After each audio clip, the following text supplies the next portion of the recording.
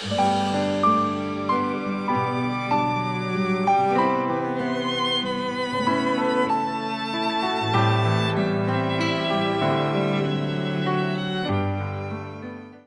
목사님이 설교를 하고 있는데 갑자기 정신병자 한 사람이 강단 앞으로 달려 나왔습니다.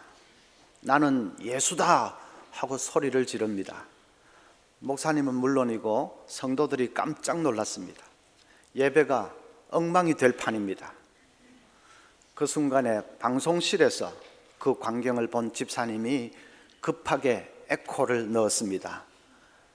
자자자잔 하고 이 효과음을 넣고는 마이크를 입에 대고 낮은 소리로 예수야, 나는 너를 그 교회에 보낸 적이 없다 그랬습니다. 그러니까 이 정신병자가 멈칫하더니 그만 조용히 강단을 걸어 나갔다고 합니다. 우리 방송실에 계신 집사님들은 머리가 좋아야 됩니다. 역사상에 자기를 하나님이라고 주장하는 정신병자 같은 사람들이 종종 있어 왔습니다. 미국 로드 아일랜드에서 태어난 제미나 윌킨슨이라는 사람은 자기가 20살 때 죽었는데 하나님이 자기를 부활시켰다고 하면서 자기는 메시아라고 주장을 했습니다. 수천 명의 신도들이 그녀를 구원의 보증수표인 줄 알고 열렬하게 추종을 했습니다. 한 번은 이 제미나 윌킨슨이 호숫가에서 설교를 하고는 자기도 예수님처럼 물리를 걸을 수 있다고 장담을 했습니다. 추종자들을 바라보면서 내가 할 수 있다는 것을 믿느냐 했습니다. 추종자들이 일제히 아멘 믿습니다 그랬습니다. 그러니까 이 제미나 윌킨슨이 잠깐 생각하더니 그렇다면 내가 해 보일 필요도 없겠구나 하면서 그래서 마른 땅을 걸어서 돌아갔다고 합니다. 완전히 코미디죠. 1820년에 그녀는 죽으면서 자기는 다시 부활할 것이기 때문에 시체를 땅에 묻지 말라고 유언을 남겼습니다. 그러나 시체가 썩은 냄새를 피우면서 문드러져 가는 것을 보면서 추종자들도 하나씩 둘씩 다 사라져 버렸습니다.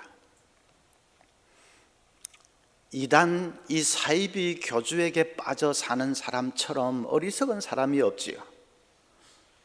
제가 지난주에 박 대통령을 불쌍히 여기고 기도해야 된다고 한 것은 그분이 한 행위가 정당해서 그런 말을 한 것은 물론 아닙니다. 대통령이 한 일 중에 가장 잘못된 일은 이 사이비 교주의 영향을 받으면서 지낸 것입니다. 비리도 어떻게 그런 비리가 이 계명천지에 있을 수 있는지 참 기가 찰 노릇이지만은 옛날 영예 시절부터 40년 가까이 그 사이비의 영향 아래 나라를 통치했다는 것은 그건 정말 어느 도단입니다. 우리가 성경을 보면 사울 왕이 박수 무당에게 물으러 가는 그 순간에 하나님은 사울도 버리고 이스라엘 나라도 풍비박산이 나게 했습니다. 그래서 참 어둠의 영에 사로잡혀 있는 그분을 위해서 기도는 해야 되지만 그러나 한 나라의 통치자로서 그가 한 행위는 그건 정말 있어서는 안 되는 일이고 불행한 일입니다. 그런데 예수님도 자신을 하나님이라고 하셨습니다. 이단의 교주들만 그렇게 한 것이 아니라 예수님도 그렇게 말씀하셨습니다. 오늘 이 말씀 15절에도 보면 그는 예수님입니다. 그는 보이지 아니하는 하나님의 형상이시요 모든 피조물보다 먼저 나신 이시니, 보이지 않는 하나님이 형상화되어서 나타나신 분이 예수님이라는 말입니다. 한마디로 예수님은 하나님이라는 말입니다. 우리가 그것을 어떻게 믿을 수 있습니까?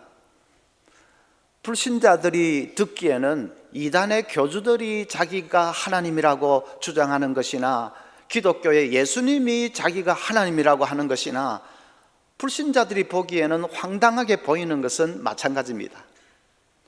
그런데 우리는 어떻게 그것을 믿을 수 있습니까? 예수님은 죽은 지 사흘 만에 부활하셨기 때문입니다. 그것이 결정적인 증거입니다. 예수님이 기적을 행하실 때만 해도 제자들은 좀 긴가민가 했습니다. 저가 뉘기에 병자를 고칠까? 뉘기에 죽은 자도 살려낼까? 저가 뉘기에 바람과 바다도 잔잔케 할까? 자꾸 긴가민가 했습니다. 그런데 예수님이 부활하시는 것을 보고는 제자들이 두 손을 다 들어버렸습니다. 당신은 하나님이십니다. 100% 믿게 되었습니다. 그래서 지금도 자기를 하나님이라고 주장하는 사람이 있으면 그 사람이 죽은 후에 부활하는지를 보면 됩니다. 아주 간단하게 판별할 수 있습니다. 죽은 후에 다시 부활하는지, 그리고 승천하는지, 그것을 보면 됩니다. 그렇게 하신 예수님만이 참 하나님이십니다. 신학적으로 말하면 신성으로 충만하신 분, 신성을 가지신 분이십니다. 자, 예수님이 하나님이시라는 사실이 왜 중요합니까? 그래야 그분은 우리를 위한 중보자가 될 수 있기 때문입니다. 하나님은 크고 위대하신 창조주시지만은 그에 비해서 우리는 너무나도 작은 먼지 같은 피조물에 불과합니다. 그래서 하나님과 인간 사이에는 엄청난 이 존재의 간극이 있습니다. 인간은 자기 힘으로는 하나님 앞으로 나아갈 수 없습니다. 그래서 중보자가 필요합니다. 중보자, 영어로 mediator 하는 이 말은 하나님과 우리 사이의 중간에 서서 연결시켜주는 사람이다, 그런 뜻입니다. 하나님과 우리 사이의 중간에 서서 연결시켜주는 다리와 같은 역할을 하는 분이 중보자입니다. 중보자가 되기 위해서는 하나님과 인간, 양편과 다 소통할 수 있어야 합니다. 하나님과 소통하기 위해서는 자기도 하나님이 되어야 되죠. 자기도 신성을 가져야 되죠. 인간과 소통하기 위해서는 자기도 인간이 되어야 됩니다. 인성도 있어야 됩니다. 그래서 중보자는 신성과 인성을 동시에 가져야 됩니다. 그런 분이 누구십니까? 예수님이시죠. 디모데전서 2장 5절에 하나님은 한 분이시요 또 하나님과 사람 사이의 중보자도 한 분이시니 곧 사람이신 그리스도 예수라 했습니다. 예수님은 사람이기도 하시고 하나님이기도 하셨기 때문에 그래서 하나님과 인간 양편을 연결할 수 있는 유일한 중보자시다 하는 말입니다. 구약시대의 중보자는 대제사장이었습니다. 구약의 백성들은 자기들 힘으로 하나님 앞으로 나아갈 수 없었습니다. 죄인들인데 자기들 힘으로는 하나님께로 나아갈 수가 없지요. 그래서 언제나 대제사장을 통해서 하나님께로 나아갔습니다. 대제사장이 그들을 위해서 대신 기도하면 그 기도가 하늘에 상달되었습니다. 대제사장이 그들의 죄를 대신해서 회개를 하면 그들의 죄가 사함을 받았습니다. 대제사장이 이 짐승의 피를 가지고 하나님 앞으로 나아가면 백성들이 드린 제사를 하나님께서 받아주셨습니다. 그래서 구약의 백성들은 대제사장만 있으면 걱정이 없었습니다. 대제사장이 언제나 가운데 서서 하나님과 그 백성들을 연결시켜 주기 때문입니다. 그 대제사장만 의지하면 얼마든지 하나님 앞으로 나아갈 수 있었기 때문입니다. 그런데 구약의 그 대제사장은 인성만 있지 신성은 없습니다. 사람이지 신은 아닙니다. 그래서 온전한 중보자가 될 수는 없었습니다. 하나의 그림자에 불과한 것이죠. 신약에 오면 이제 온전한 대제사장이 오셨는데, 중보자가 오셨는데 그분이 바로 예수님입니다. 예수님은 영원한 대제사장입니다. 여러분, 이 중보자 예수님이 계신다는 것이 얼마나 복인지 모릅니다. 구약시대에 불완전한 대제사장이 중보자로 있어도 그것이 큰 복이었는데, 이제 온전한 중보자가 우리에게 계신다 하는 것은 그건 얼마나 큰 복인지 모릅니다. 자, 왜 복인지는 이제 말씀을 드리겠습니다. 우리 중보자 예수님께서 하시는 사역이 뭔가, 그것을 생각하면 알 수 있습니다. 하시는 사역이 뭔가? 첫째로는 우리를 위해서 중보의 기도를 하십니다. 로마서 8장 34절에 누가 정죄하리요? 죽으실 뿐 아니라 다시 살아나신 이는 그리스도 예수시니 그는 하나님 우편에 계신 자요 우리를 위하여 간구하시는 자신이라. 우리를 위해서 간구하시는 자신이라. 예수님이 하늘에서 우리를 위해서 중보의 기도를 하신다는 말입니다. 예수님은 사람이셨기 때문에 인간의 슬픔과 고통을 잘 아십니다. 우리가 지고 가는 이 무거운 인생의 짐을 잘 아십니다. 이론적으로만 아시는 것이 아니라 자신이 그 모든 것을 몸소 다 경험하셨습니다. 그래서 우리를 위해서 얼마든지 간절하게 기도하실 수 있습니다. 만약에 예수님이 사람이기만 하시고 하나님은 아니셨다면 그러면 어떻게 될까요? 그러면 그분은 이 땅에 많고 많은 사람들의 마음을 다 아실 수가 없습니다. 사람이 어떻게 이 많은 지구상의 많은 사람들의 사정과 형편을 다 알 수가 있겠습니까? 그래서 그분은 우리를 위해서 기도드릴 수가 없을 것입니다. 그런데 예수님은 사람인 동시에 또 하나님이시기도 하기 때문에 내가 어디에 있든지 무슨 생각을 하든지 무슨 고민을 가지고 있든지 다 아십니다. 얼마든지 우리를 위해서 중보의 기도를 하실 수가 있습니다. 옛날에 제가 고교생이던 시절 저희 집은 경제적으로 대단히 어려웠습니다. 코딱지만한 방에 8식구가 지내야 했습니다. 저는 부엌 바로 위에 있는 조그마한 다락에서 지냈습니다. 일어서지도 못하는 아주 나지막한 다락입니다. 어머니는 새벽이면 부엌에 이 아궁이에 밥을 앉혀놓고 우리 자녀들을 위해서 기도하십니다. 자녀들 한 사람 한 사람을 위해서, 특히 입시를 앞두고 있는 또 저를 위해서도 어머니가 기도하십니다. 그러면 바로 위에 있는 저에게 그 기도 소리가 그대로 들립니다. 저는 날마다 어머니의 기도 소리를 들으면서 잠에서 깼습니다. 도란도란 기도하시는 그 소리가 얼마나 청아하게 들리는지요. 꼭 하늘에서 들리는 천사의 소리 같습니다.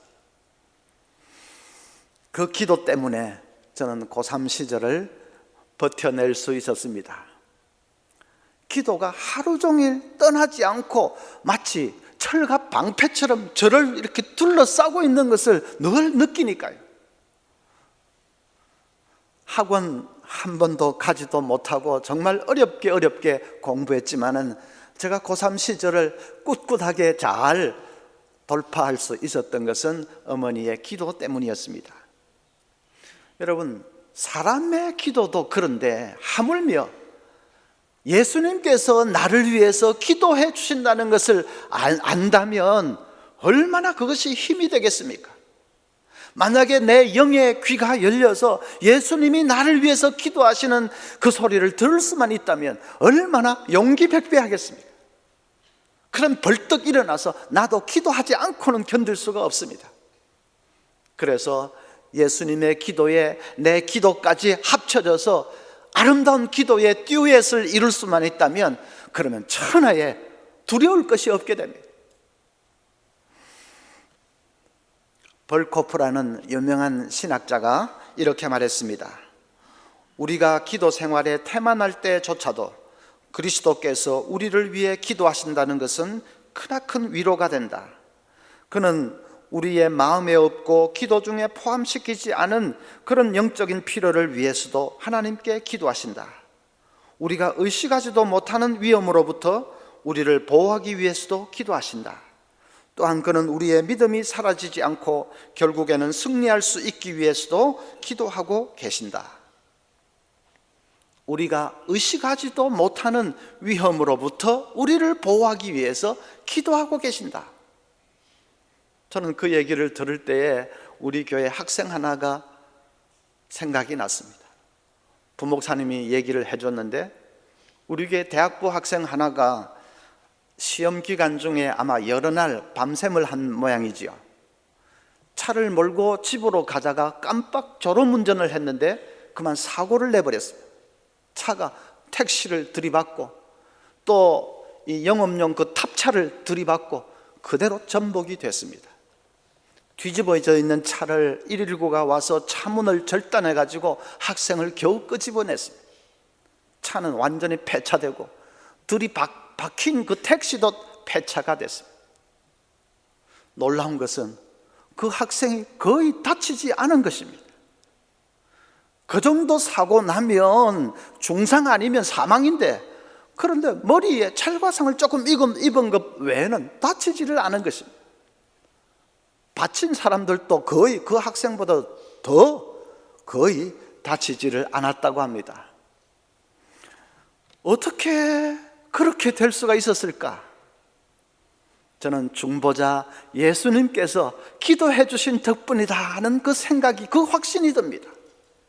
그 순간에 부모가 미리 알아서 기도했겠습니까? 목사가 기도했습니까? 아무도 기도하지 못했는데 예수님께서 우리가 미처 의식하지도 못하는 위험으로부터 우리를 보호하시기 위해서 기도해 주신 것입니다.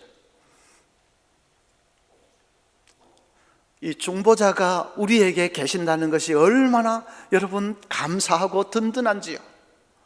어떤 분들은 목사에게 와서 목사님 기도해 주셔서 감사합니다 그러는데, 여러분이 진짜로 감사해야 할 분은 바로 예수님이십니다. 중보자 예수님께서 우리를 위해서 중보의 기도를 드리고 계시기 때문에 우리가 이렇게 지탱할 수 있는 거죠. 그 기도에 여러분의 기도를 보탤 수만 있다면, 그래서 기도의 듀엣을 이룰 수만 있다면, 그러면 우리는 정말 두려울 것이 없는 사람들이 됩니다. 둘째로 중보자께서는 우리를 천국으로 인도해 주십니다. 여러분, 혹시 내가 정말로 천국 갈 수 있을까? 좀 자신이 없는 분들 안 계십니까? 목사님이 하도 예수 믿으면 천국 간다고 그러니까 그 믿기는 믿지만 그래도 한 번도 가보지 못한 길인데 과연 어떻게 될까 좀 불안하지는 않습니까? 그 길이 멀고 까마득하게 느껴지지는 않습니까? 걱정할 필요가 없습니다. 나 혼자 가는 것이 아니기 때문입니다. 중보자 예수님께서 우리 손을 붙들고 인도해 주십니다. 어떤 여집사님은 어릴 때 부모 없이 고아원에서 자랐습니다. 그러다가 어떤 목사님 가정에 양녀로 입양이 됐습니다. 목사님 가정에서 사랑도 많이 받고 신앙생활도 잘하고 그러다가 성년이 되어서 결혼도 했습니다. 그런데 한 번은 몸이 이상해서 병원에 갔는데 뜻밖에도 말기암 선고를 받았습니다. 고통스럽게 투병 생활을 했지만 결국은 임종을 맞게 됐습니다. 마지막 순간에 이 집사님이 꺼져가는 목소리로 아버지 제 손 좀 잡아주세요 했습니다. 곁에 남편도 있고 자녀들도 있고 하지만 자기 인생에 가장 힘들었을 때에 사랑으로 자기를 붙들어준 그 목사님을 향해서 지난날처럼 마지막으로 내 손 좀 잡아주십시오 하는 말입니다. 목사님이 그 딸 손을 붙들고 간절히 기도했습니다.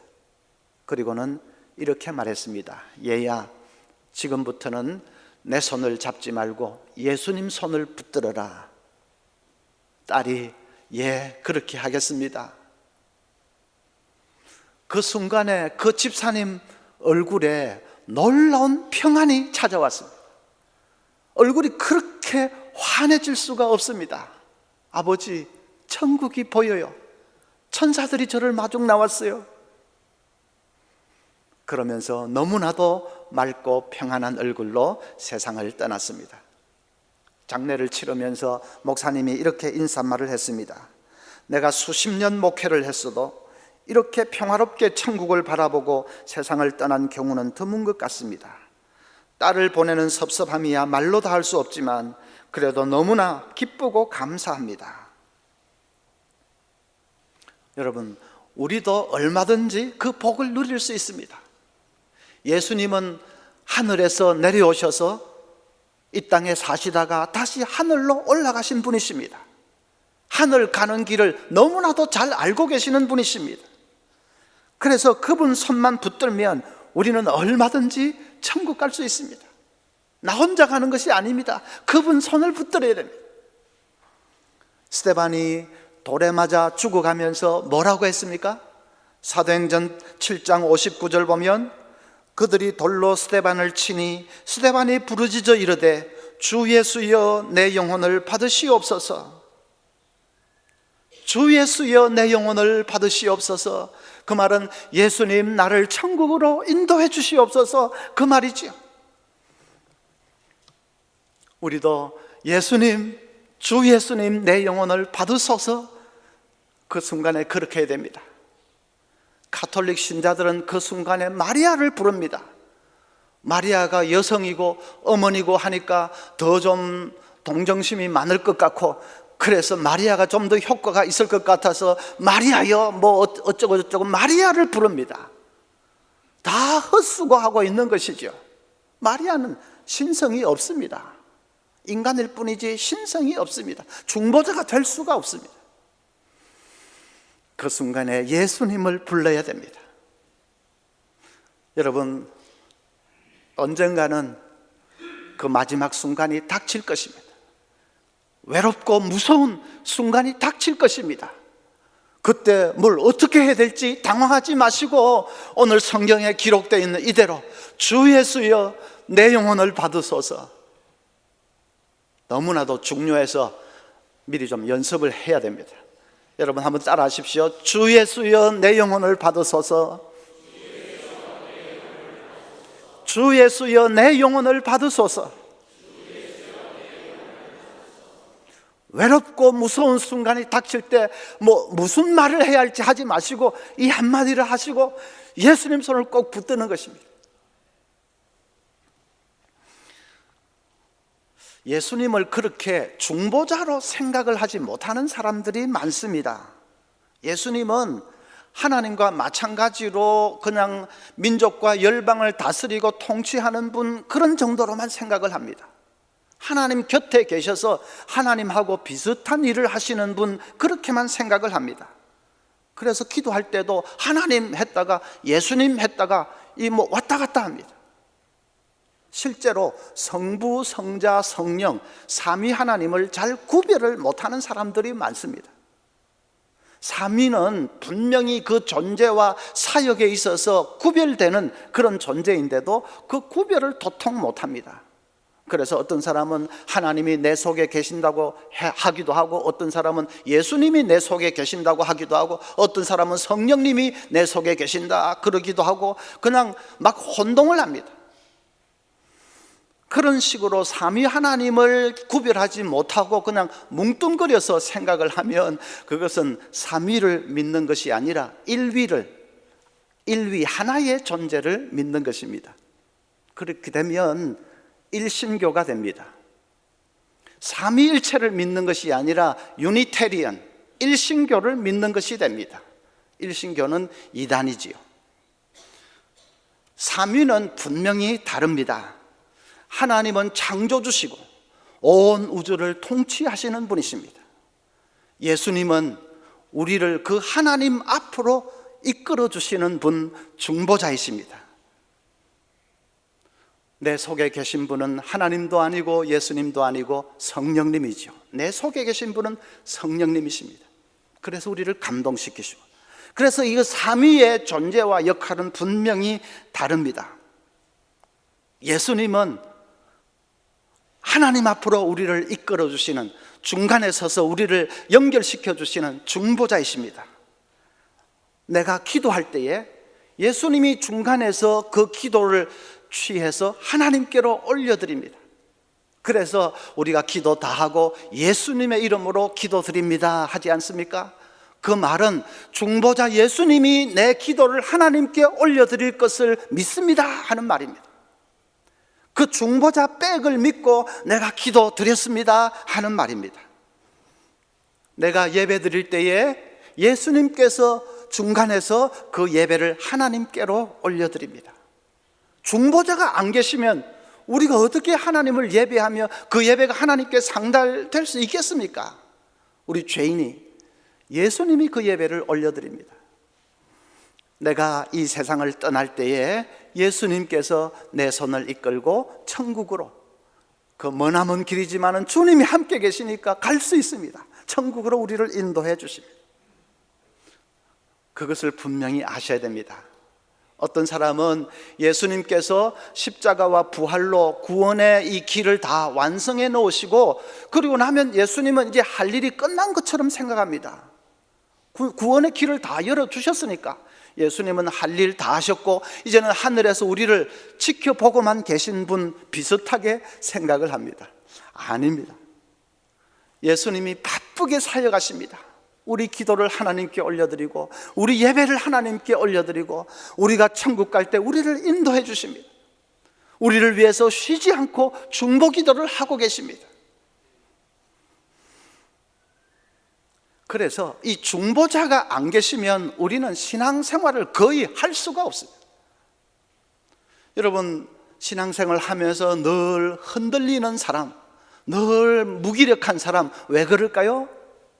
중보자 예수님을 잘 알지 못하기 때문입니다.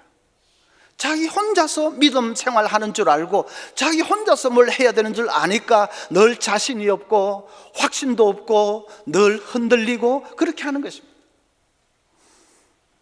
중보자가 내 편에 계셔서 내 곁에 계셔서 늘 나를 기도든 예배든 모든 내 삶을 하나님께로 인도해 주신다는 것을 여러분 믿고 든든히 설 수 있기를 바랍니다. 세 번째로는 능력으로 우리와 함께 해 주십니다. 16절에 만물이 그에게서 창조되되 하늘과 땅에서 보이는 것들과 보이지 않는 것들과 혹은 왕권들이나 주권들이나 통치자들이나 권세들이나 만물이 다 그로 말미암고 그를 위하여 창조되었고, 좀 간단하게 쉽게 말하면 우리 중보자는 놀라운 능력과 권세 가운데 있다 하는 말입니다. 성부 하나님, 창조주 하나님이 가지고 계신 그 능력과 권세를 우리 중보자 예수님도 그대로 가지고 계신다 하는 말입니다. 그런 중보자의 능력을 우리가 잘 체험을 못한다면 그건 왜 그럴까요? 전심으로 그분을 의지하지 않기 때문에 그렇습니다. 말로만 주여 주여 하지 전심으로는 의지하지 않기 때문입니다. 여러분, 급할 때에 주님을 찾습니까? 평상시에도 주님을 찾습니까? 급할 때에만 주님을 찾는 사람은 주님을 전심으로 의지하는 것은 아닙니다. 중보자께서 내 곁에 계신다는 것을 정말로 믿는다면, 그분이 권세와 능력 가운데 있다는 것을 정말로 믿는다면 어떻게 급할 때만 찾을 수 있습니까? 평소에도 그 중보자 주님을 의지하지 않을 수가 없지요. 하루에 주님 몇 번 부르시지요? 이 주일날 말고 예배드릴 때 말고 평소에 하루에 주님을 몇 번이나 부르십니까? 적어도 100번 이상은 주님을 부르십시오.